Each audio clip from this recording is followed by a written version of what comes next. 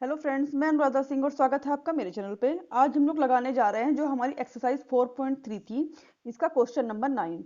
इससे पहले के जो 8 क्वेश्चंस हैं उनको हम लोग कंप्लीट कर चुके हैं और उनकी वीडियो मेरे चैनल पे हैं, आप लोग देख सकते हैं। आज हम लोग क्वेश्चन 9 पढ़ेंगे और इसी को लगाएंगे कि इसमें लिखा है 2 पानी के नल एक साथ एक होज को 9 सही 3/8 घंटे, ठीक है, मतलब कि 9 घंटे 3/8 मिनट इस तरह भी कह सकते हैं, में भर सकते हैं। जो बड़े व्यास वाला नल है वो होज को भरने में कम व्यास वाले नल से 10 घंटे कम समय लेता है। प्रत्येक द्वारा अलग से होज को भरने में कितना समय लिया गया, हमें ये बताना है। ठीक है, तो सबसे पहले कम व्यास वाला और बड़े व्यास वाला, इसे आप इस तरीके से समझ सकते हैं। जो कम व्यास वाला पाइप है या नल है वो पतला है और जो अधिक व्यास वाला है वो मोटा पाइप है। तो आप लोग अच्छे से जानते हैं कि जो मोटा पाइप रहेगा उससे जो पानी है वो ज्यादा आएगा, ठीक है ना, तो जल्दी होज को भरेगा। और जो पतला वाला पाइप होता है उससे पानी थोड़ा आता है, तो वो क्या करेगा, वो धीरे धीरे जो होज है उसको भरेगा। तो जाहिर सी बात है कि जिसका व्यास ज्यादा होगा वो कम समय ही लेगा और जिसका व्यास कम होगा वो ज्यादा समय लेगा भरने में। तो चलिए क्वेश्चन को लगाते हैं। सबसे पहले हम मान लेते हैं कि जो कम व्यास वाला हौज है वो जो कम व्यास वाला नल है वो हौज को भरने में कितना टाइम लेता है। तो मैं लिख लेती हूँ कि माना कम व्यास वाला हौज, कम व्यास, सॉरी मुझे इससे बात बार हौज ही बोला जा रहा है, कम व्यास वाला नल, नल जो है वो हौज को भरने में भरने में समय लेता है, भरने में समय लेता है बराबर x घंटे। ठीक है, मान लिया ये जो है कम व्यास वाला ये तो x घंटे समय लेता है, तो इन्होंने कहा कि जो बड़े व्यास वाला है फिर ये 10 घंटे कम लेता है। तो बड़े व्यास वाला नल समय लेता है बराबर, नल समय लेता है बराबर कितना, 10 घंटे कम। अगर ये x ले रहा है तो इससे 10 घंटे कम ये समय लेगा। ठीक है, x माइनस 10 कर दिया। अब मैंने आपसे पहले कि जो इस तरह के काम होते हैं, या पहले भी आपने एक लगाया था कि एक औरत इस काम को इतने दिन में कर सकती है, तो कितने आदमी कितने दिन में करेंगे, इस टाइप के क्वेश्चन था। ये जो काम करने वाले क्वेश्चन होते हैं तो उनमें क्या करते हैं हम, पर डे के हिसाब से, मतलब एक दिन के हिसाब से निकालते हैं। पर यहाँ दिन नहीं है, यहाँ समय है, तो हम 1 घंटे के अकॉर्डिंग निकालेंगे इसको। तो हम यहाँ पे क्या कर रहे हैं कि कम व्यास वाला नल जो है 1 घंटे में कितना काम करता है, हम ये देखते हैं। तो हम यहाँ पे लिख देंगे कि जो कम व्यास वाला नल है, कम व्यास वाला नल 1 घंटे, कम व्यास वाले नल का, ऐसे लिख लेते हैं, कम व्यास वाले, वाले भी गलत हो गया, वाले नल का 1 घंटे का काम, ठीक है ना, 1 घंटे का काम कितना हो गया। अगर वो हौज को भरने में x समय लेता है तो 1 घंटे में कितना काम करेगा, 1/x। ठीक है, ये हो गया। अब बड़े व्यास वाले नल की बात हो रही है। अब तो बड़े व्यास वाले नल का 1 घंटे का काम कितना होगा, 1/x-10। ये हो गया, ये जो बड़ा व्यास है उस वाले नल का है। अब दोनों होज को भरने में मिला के कुल कितना समय ले रहे हैं, तो मैं लिख देती हूँ दोनों द्वारा हौज भरने में, हौज भरने का समय, हौज भरने का समय। तो दोनों मिलके हौज भरने में कितना समय ले रहे हैं, ये हमें बुक में ही दिया है कि 9 घंटे 3/8 मिनट, या फिर इसको ऐसे लिख सकते हैं, 9×72 = 75/8 घंटे। ठीक है ना, इतना ले रहे हैं। ये आप समझ ही गए होंगे कि मैंने मिक्स फ्रैक्शन को इस तरह बदला है। अब ये तो है कि दोनों होज को भरने में कितना समय ले रहे हैं। अब 1 घंटे में, ठीक है ना, 1 घंटे में कितना काम कर रहे हैं, या फिर 1 घंटे में कितना समय लग रहा है उन्हें। तो दोनों नल द्वारा 1 घंटे का काम, दोनों नल द्वारा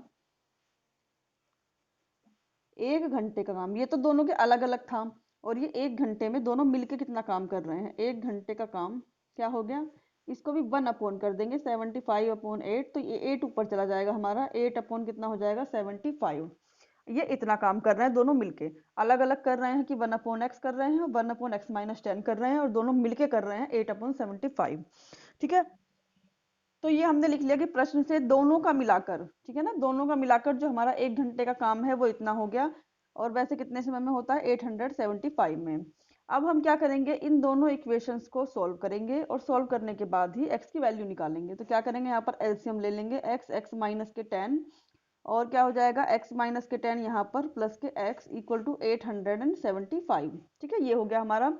अब हमें क्या करना है, यहाँ पे हो गया 2x - 10, और यहाँ हो जाएगा हमारा एक्स स्क्वायर माइनस के 10x इक्वल टू 8/75। ठीक है, ये हो गया। अब हमें क्या करना है कि ऐसे मल्टीप्लाई कर लेंगे इनकी, तो ये हो गया हमारा 8x² माइनस के 10x और इक्वल टू 75 2x माइनस के 10। ये हो गया। 8 की यहाँ मल्टीप्लाई कर लेंगे 8x² माइनस के 80x, इनकी मल्टीप्लाई करेंगे तो ये हो जाएगा हमारा 150x और माइनस के 750। सबको लेफ्ट साइड पे ले आते हैं।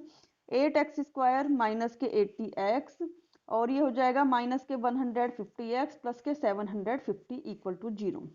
अब इन दोनों को एक साथ सॉल्व करेंगे तो ये कितना हो जाएगा हमारा माइनस के 230x और प्लस के 750 इक्वल टू 0। हम पूरे सवाल में से कुछ कॉमन भी ले सकते हैं जिससे कि हमारे नंबर थोड़े छोटे हो जाएं। तो हम लोग यहाँ पर 2 कॉमन लेते हैं। यहाँ बचेगा 4x², यहाँ बचेगा 115x और यहाँ बचेगा 375। ठीक है, इक्वल टू 0। अब इस 2 को यहाँ 0 में भेज देंगे तो बचेगा हमारा 4x² माइनस के 150x प्लस के 375 इक्वल टू 0। इतना हो गया हमारा। अब हम क्या करेंगे, इसे सॉल्व करेंगे। तो मैं इसे द्विघाती सूत्र से सॉल्व कर रही हूँ। यहाँ पे हमारा a बराबर कितना है 4, b इक्वल टू माइनस के 150 और c इक्वल टू 375। ये हमारी तीनों वैल्यूज हो गई। अब मैं द्विघाती सूत्र का जो फॉर्मूला होता है उसको लिख देती हूँ। x इक्वल टू माइनस के b plus minus b² minus के 4ac अपॉन 2a। ठीक है, ये हो गया हमारा। अब x इक्वल टू हमारा कितना हो जाएगा माइनस के 150, क्योंकि b की वैल्यू हमारी यही तो है, माइनस के 115 प्लस माइनस रूट में b² 115 जो माइनस के था उसका स्क्वायर माइनस के 4a और c हमारा हो गया 375 अपॉन 2a मतलब कि 2 मल्टीप्लाई 4। ये हो गया।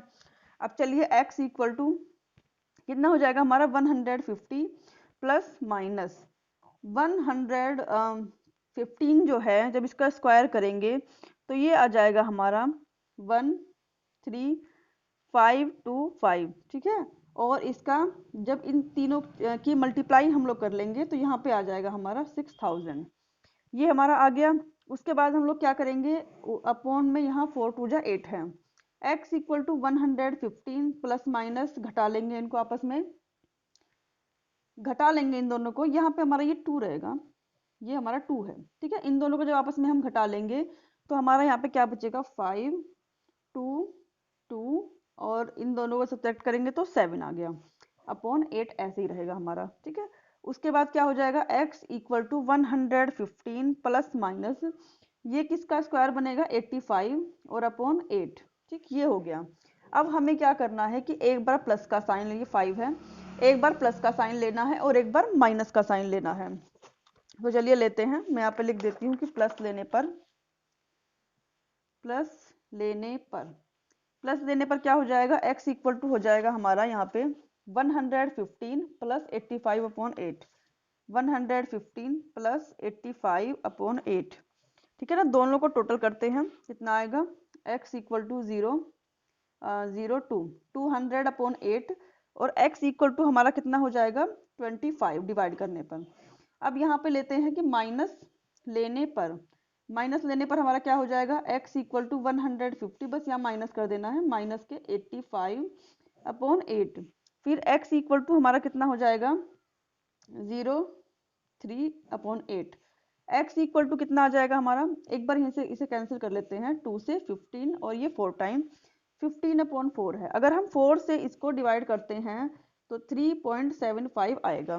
ठीक है, अब हम क्या करेंगे 3.75 25 में से हमें कौन सी वैल्यू लेनी है, तो हम ये वाली वैल्यू नहीं लेंगे और ये वैल्यू लेंगे, क्योंकि अगर हम कम व्यास वाले नल का ही टाइम ये ले लेंगे 3 घंटे पूरा तो दोनों नल मिलके फिर 9 घंटे में कैसे भरेंगे, है ना। तो इसलिए क्या करेंगे कि जो हमारा असली टाइम है वो वाला गलत साबित हो जाएगा, इसलिए हम इस वैल्यू क्या करेंगे छोड़ देंगे और जो ये वाली पॉसिबल वैल्यू हमारी है 25 इसको लेंगे। तो अब क्या लिखेंगे हम कि छोटे नल का समय, जो छोटा नल है, छोटे नल का समय हमारा कितना हो जाएगा, इसे हमने x माना था 25 घंटे। ठीक है, और बड़े नल का समय कितना हो जाएगा हमारा, बड़े नल का समय बराबर x माइनस 10 है तो 25 माइनस के 10 कर देंगे, यहाँ पे कितना आ जाएगा 15 घंटे। तो छोटा नल 25 घंटे लेता है और बड़ा नल कितना 15 घंटे अलग अलग लेते हैं अगर काम करेंगे तो। ठीक है, तो ये हमारा जो क्वेश्चन नंबर था 9 ये भी हमारा कंप्लीट हो चुका है। अब हम लगाते हैं क्वेश्चन नंबर 10 जो यहाँ दिया गया है। पढ़ लेते हैं इसको एक बार, क्या दिया गया है कि मैसूर और बेंगलोर के बीच के 132 किलोमीटर यात्रा करने में एक एक्सप्रेस रेलगाड़ी सवारी गाड़ी से 1 घंटा कम समय लेती है। एक्सप्रेस है, जाहिर सी बात है तेज चलेगी, सवारी गाड़ी से कम समय लेगी। और मध्य के स्टेशनों पर ठहरने का जो समय है, मतलब जो स्टॉपेज हैं जहां वो रुकती है उन पर ध्यान नहीं दे रहे हम लोग। यदि एक्सप्रेस गाड़ी की औसत चाल सवारी गाड़ी की औसत चाल से 11 किलोमीटर प्रति घंटा अधिक हो तो दोनों रेलगाड़ियों की औसत चाल हमें ज्ञात करनी है। तो चलिए क्वेश्चन हमने पढ़ लिया है, सवाल को लगाते हैं। तो क्वेश्चन नंबर हमारा ये हो गया 10। सबसे पहले हम क्या मानेंगे इसमें, ठीक है, सबसे पहले हम मानेंगे कि मान लिया जो सवारी गाड़ी है उसकी औसत चाल x है, क्योंकि जो एक्सप्रेस वाली है उसकी चाल ज्यादा है, तो पहले हम सवारी की मान लेंगे, फिर उसी में जितनी चाल ज्यादा होगी उतना जोड़ देंगे। तो मैं यहाँ पे लिखती हूँ माना सवारी गाड़ी की, माना सवारी गाड़ी की औसत चाल, सवारी गाड़ी की औसत चाल बराबर कितनी है हमारी x किलोमीटर प्रति घंटा। ये हमने मान लिया। अगर सवारी गाड़ी की चाल इतनी है तो एक्सप्रेस की कितनी होगी, एक्सप्रेस गाड़ी की औसत चाल बराबर ये 11, मतलब एक्सप्रेस जो है 11 किलोमीटर प्रति घंटा समय ज्यादा लेती है, तो इसमें 11 जोड़ दिया किलोमीटर प्रति घंटा। ठीक, दूरी कुल मिला के दी गई है 132 किलोमीटर। अब हमें कंडीशन क्या दी गई है आप लोग बुक में देख लीजिएगा, मेरे पास यहाँ बुक है, मैं उसमें से जिसको देख रही हूँ पढ़ रही हूँ। एक्सप्रेस रेलगाड़ी द्वारा लिया गया समय, एक्सप्रेस रेलगाड़ी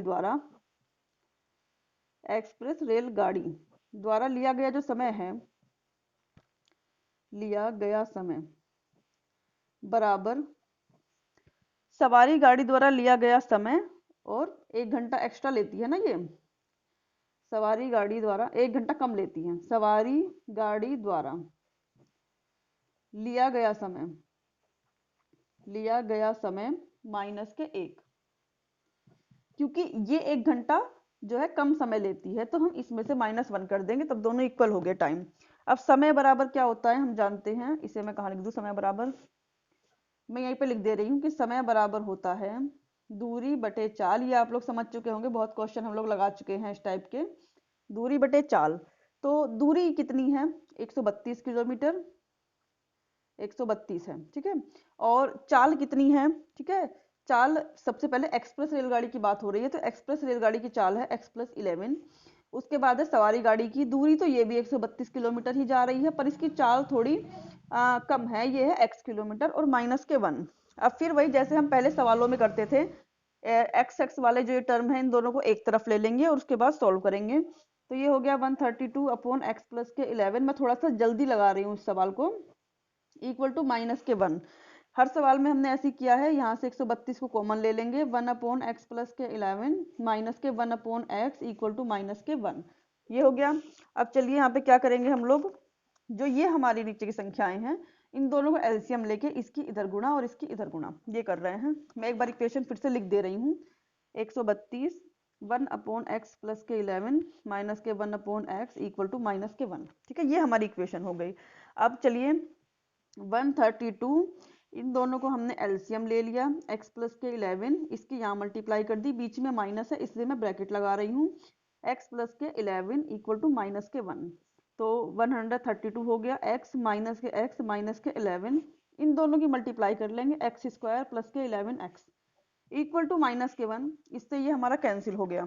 अब हमारा क्या बचा यहाँ पर 132 मल्टीप्लाई -11 और x² + 11x ये हो गया, और इक्वल टू -1, इस माइनस से हमने ये काट दिया और 132 की 11 की मल्टीप्लाई कर दी, ये आ गया हमारा 14,052, ठीक है ना, या 1452 ये आ गया हमारा। ये वाली टर्म नीचे वाली ऐसी रहेगी, x² + 11x और इक्वल टू 1, ठीक है। अब हम इसकी ऐसे मल्टीप्लाई कर लेते हैं इस तरीके से, x² + 11x इक्वल टू 1452 हो गया, x² + 11x माइनस के इस टर्म को लेफ्ट साइड पे ले आएंगे और इक्वल टू 0 रख देंगे। ठीक है, अब हम इसके गुणनखंड करते हैं। मैंने आपको पहले भी बताया है गुणनखंड करने का तरीका, तो इस तरीके से पहले इसको लिख लेंगे। अब ये 2 से कटता है, 2 7 जा 14 और 2 2 जा 4, 2 6 जा 12, फिर 2 से 2 3 जा 6, 2 6 जा 12, 2 3 जा 6।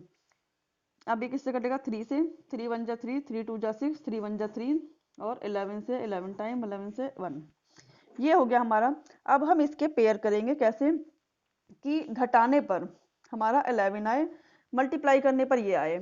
तो हम देखते हैं कि घटाने पर 11 आना चाहिए। ठीक है ना, अगर हम ऐसे करते हैं 2 2 जा 4 और 11 की 4 में मल्टीप्लाई हो गया 44 और इन दोनों की मल्टीप्लाई करेंगे तो हो गया 33। इन दोनों को घटाने पर 11 हमारा आ रहा है। तो हमारे गुणनखंड यही हो गए हैं, 44 माइनस के 33x और माइनस के 1 ये 1452 इक्वल टू 0। ये हो गया हमारा। अब इसके बाद हम x के अंदर मल्टीप्लाई कर लेंगे, एक्स स्क्वायर प्लस के 44x माइनस के 33x और माइनस के इसको भी लिख दिया यहाँ पे इक्वल टू 0। अब इन दोनों में से कॉमन क्या आ सकता है, इन दोनों में से केवल x कॉमन आएगा, तो ये बचा हमारा। इन दोनों में से 33 कॉमन आएगा, ये बचेगा x प्लस के 44 इक्वल टू 0। अब x प्लस के 44 को ऐसे कॉमन ले लेंगे और बचेगा हमारा x माइनस के 33 इक्वल टू 0। अब बारी बारी से दोनों 0 के बराबर रखेंगे, x प्लस के 44 इक्वल टू 0 और x इक्वल टू माइनस के 44। अब x माइनस के 33 इक्वल टू 0, तो x इक्वल टू हमारा क्या हो गया 33। तो जो ये माइनस वाला है इसको हम नहीं लेंगे कि चाल माइनस में नहीं होती।